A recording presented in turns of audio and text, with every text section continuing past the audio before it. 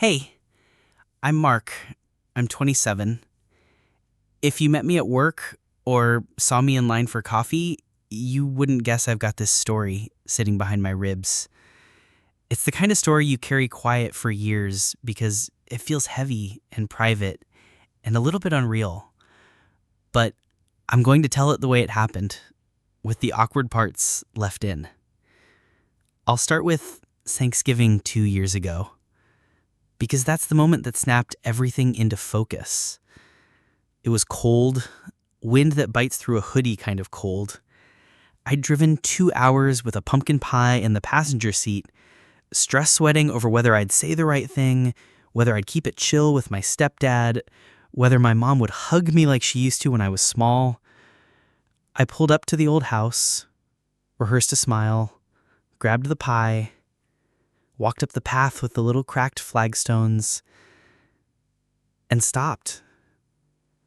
My mom and my stepdad were at the front door like bouncers. No plates, no come in, just standing there. My stepdad's face did that tired smirk he uses when he wants to look like he's joking, but he's not. My mom said, "You're not invited." I laughed because I thought we were doing a bit. We weren't.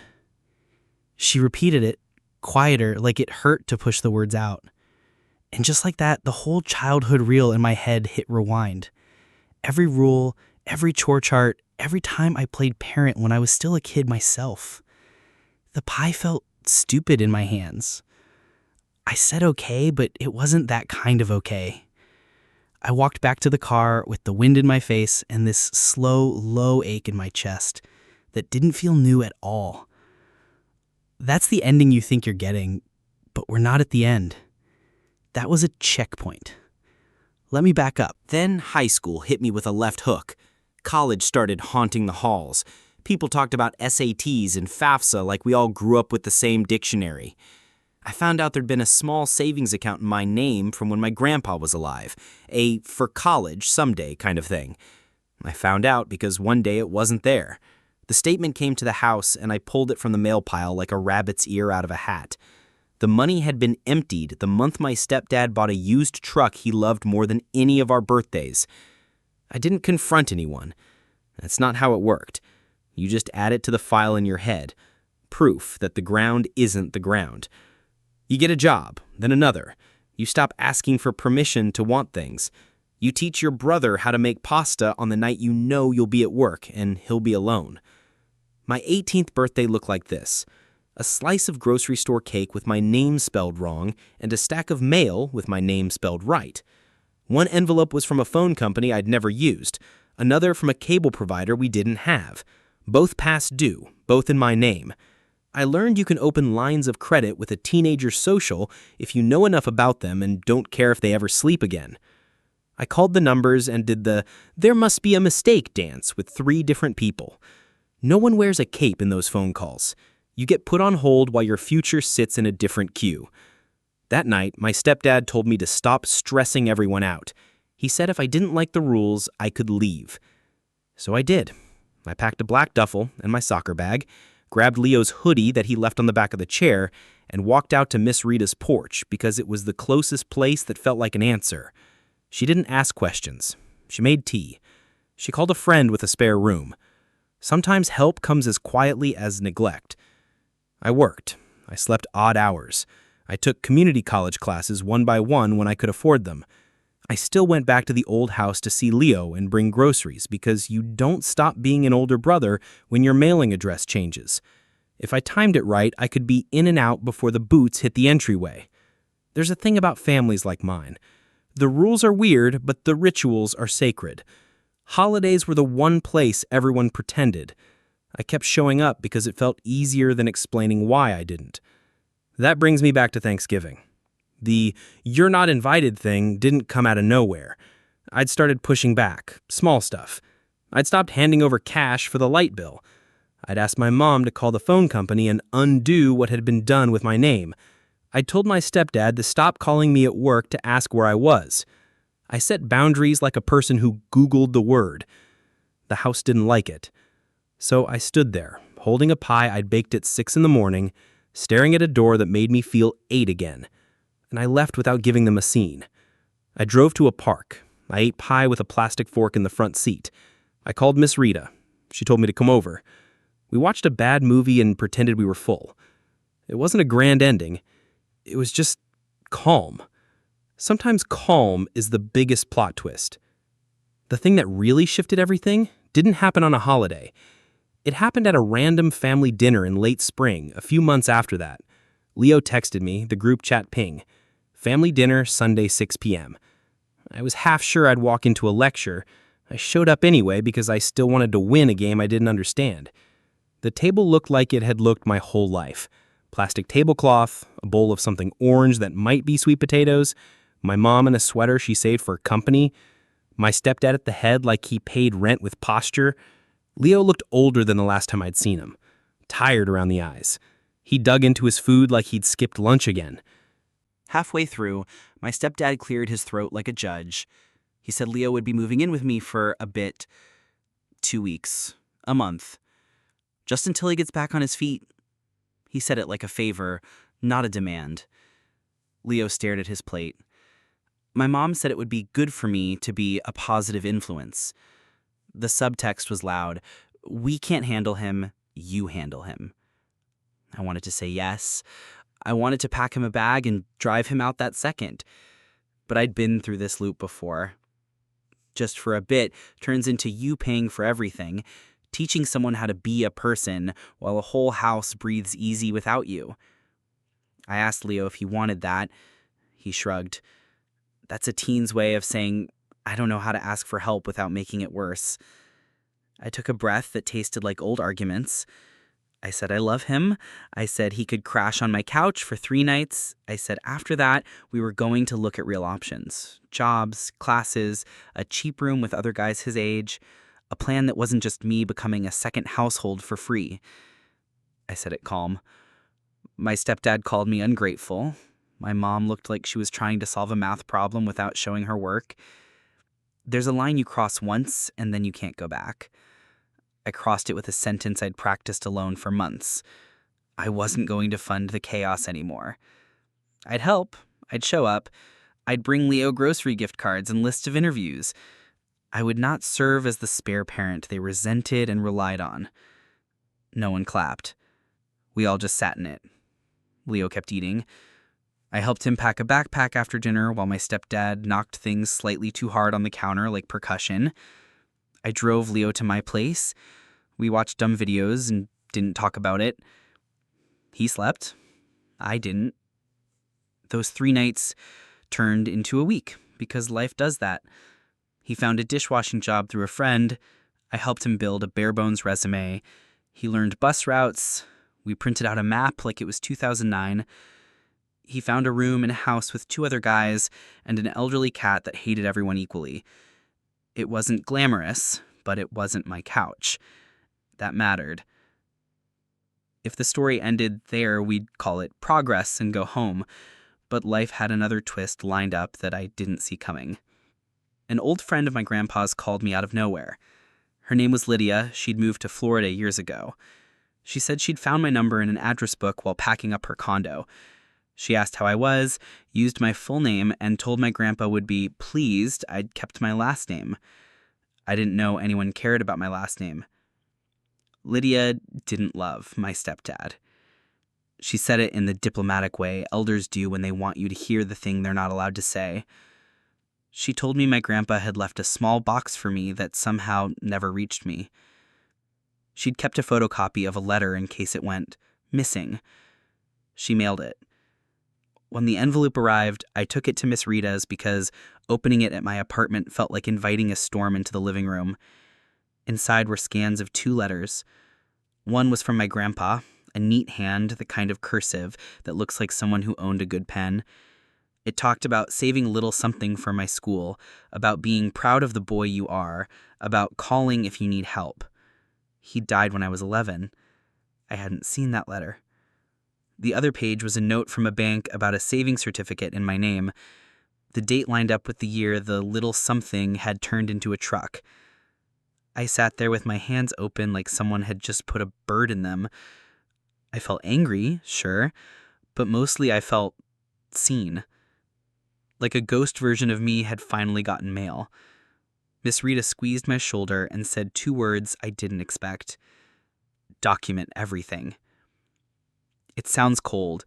It wasn't. It was a way to write the world down so it couldn't be edited later. I pulled up old emails. I requested copies of credit reports. I took photos of the letters, the envelopes, the dates. Not to start a fight, to end one. The next months were quiet out loud and loud in my head. Leo texted me from his dish pit between shifts. He was tired, but weirdly proud of the tired. My mom sent a few "how are you" messages with careful spacing between the words.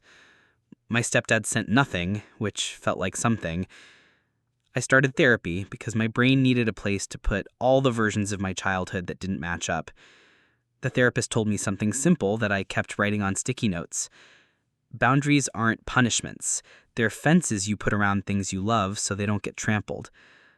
I laughed because the metaphor made my house look like a petting zoo, but it stuck. When Thanksgiving rolled around the next year, I didn't drive to the old house. I hosted a small thing at my place instead. Ms. Rita brought a pie that actually made sense. Leo showed up with the feral cat from his house following him to the door like a tiny landlord. 2 friends came. We ate.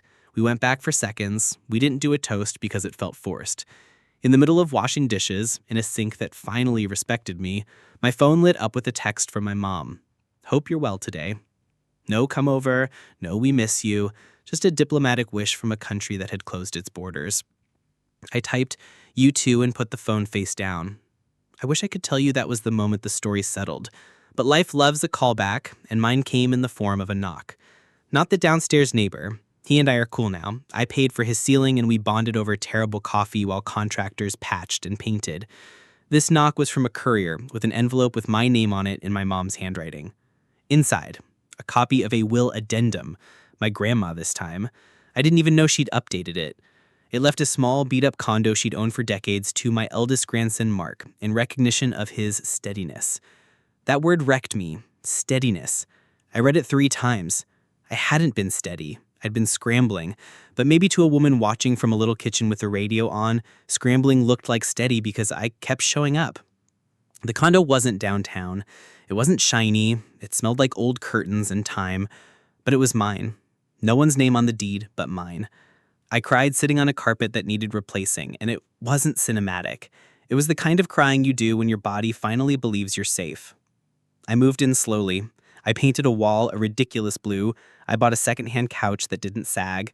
I learned the cheerful pain of installing shelves that look straight until you step back.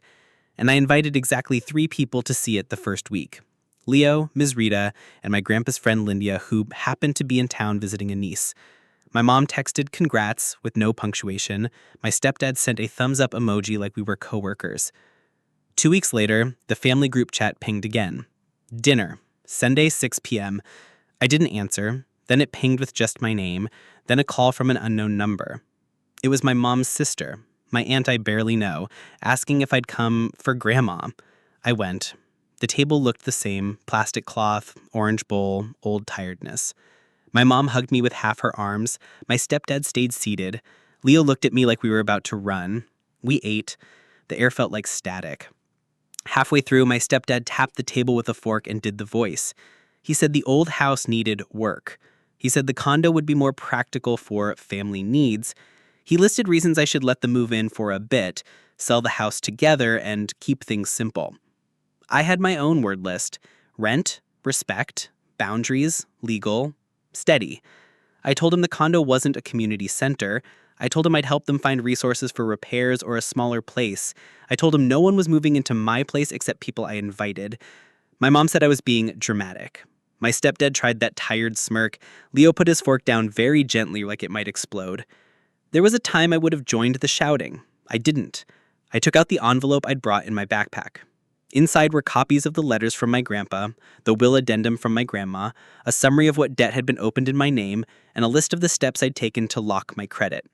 It wasn't a trap. It was a record. I laid them on the table like photos after a trip no one wants to remember. I said I didn't come to punish anyone. I came to draw a line where there hadn't been one. I said quietly that I knew about the borrowed college fund. I said the utilities in my name got paid off by me, not by magic. I said the condo would not be a repayment plan for old choices we don't say out loud. I said Leo had a room if he needed a weekend. I said Ms. Rita taught me to record things so memories don't lie. My mom cried the way people cry when a story breaks in half. My stepdad stood up like he might walk out. He didn't. He sat back down. No one apologized, no one confessed, but no one told me I was not invited either. We ate in a silence that wasn't exactly peace. It wasn't war either. It was a new sound, unfamiliar and a little holy, like the world trying on a different shape. I left with my backpack lighter. Leo walked me to the car. He asked if my couch was still as comfortable as last time. I told him it was better. Here's the part I kept for the end, because it took the longest to land. A month after that dinner, an email slid into my inbox from a woman with my last name I didn't recognize. It was from my dad's sister, my biological dad. We had no contact since I was too small to remember. She said she'd been trying to reach me for years but didn't want to stir trouble. She said my dad mailed letters, and some came back. She attached scans of 3 of them. They weren't poetry. They were simple. Updates on his life, a photo of him with a dog, and a line that said he hoped I was staying steady. There was that word again, following me around corners. I met him in a public park at noon on a bright day, because that's how you do it when you're not sure if your heart can take another door closing. He was late by 3 minutes. He brought 2 bottled waters and a face that looked a little like mine under the eyes. We walked. We didn't dive into the deep end. We talked about boring stuff because boring felt safe. Jobs, weather, the way the city smells different near the river. Then he told me the part I needed to hear. He hadn't left by choice. The adults had made choices that didn't include a kid's vote. He had proof I wasn't ready to ask for. I didn't need it. I believed him, mostly because believing him didn't hurt as much as staying mad at a ghost. We didn't hug like a movie. We shook hands like 2 guys who might someday be allowed to do something braver. I didn't tell my mom that week. I told Ms. Rita. I told Leo. He said, "Do we get another uncle now?" And I laughed for real. The real ending, though, it showed up on a Tuesday, plain as toast. I got a voicemail from a social worker. She was assigned to a case involving my cousin's little girl, my mom's side. The situation at their house had gone sideways. They were looking for safe relatives for short-term guardianship while the adults got their stuff together. My name came up because apparently in family trees, steadiness travels faster than gossip when you give it enough time. I met the kid at a county office with fluorescent lights and kids' drawings taped crooked on the wall. She was 4. Big eyes, small backpack. I sat on a tiny chair that made my knees look ridiculous and showed her the sticker sheet I'd bought at the drugstore like a rookie. She took 1 sticker and put it on my wrist like a badge. I told her my name. She told me hers. She asked if my house had apples. I said yes too fast, then ran through inventory in my brain like a checkout scanner. Apples? I did. Thank God. That evening, I buckled her into a car seat that wasn't mine and drove her to a condo I once cried in alone. I gave her the bedroom with the blue wall because small humans deserve color.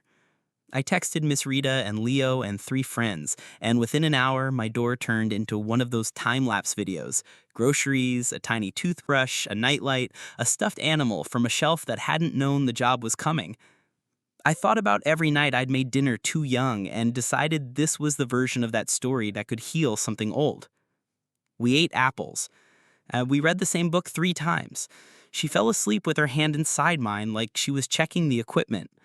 The condo was louder that night. Little footsteps, laughter that surprised me by arriving in my throat, the low hum of a different kind of responsibility. I stood in the doorway and watched the rise and fall of a small chest and realized I had been practicing for this for years without knowing it. The next morning, I texted my mom a photo of the kids' drawing on my fridge. 2 lopsided people holding hands in front of a bright square that was definitely my not straight shelf. I wrote, "She's with me for a bit." My mom wrote, "Thank you." No punctuation. It didn't need any. Thanksgiving rolled around again. I cooked badly and proudly. Leo peeled potatoes like he was in a competition. The little one stuck more stickers on my wrist. Miss Rita brought a pie that has seen more of my life than anyone. At 3 p.m., my phone buzzed with a number I didn't recognize. It was my stepdad. He asked if they could swing by. I looked at the table. I looked at the kid coloring a turkey with purple feathers because why not? I said, "Not today." No anger, just a fence around something I loved. He said, "So we're not invited." I said, "Not today." And then I put my phone face down and mashed potatoes like an adult who can choose his own volume. If you're waiting for a cinematic last line, I don't have one. I've got something better. I've got a little person asleep in the next room who snores like a tiny pug. I've got a brother who texts me photos of the cat he swore he hated. I've got a neighbor who knocks with soup when I'm sick. I've got a dad who sends slow, respectful messages and doesn't push. I've got a mom who writes thank you and sometimes adds a period now. And I've got a blue wall that reminds me rooms can change, even when the building doesn't.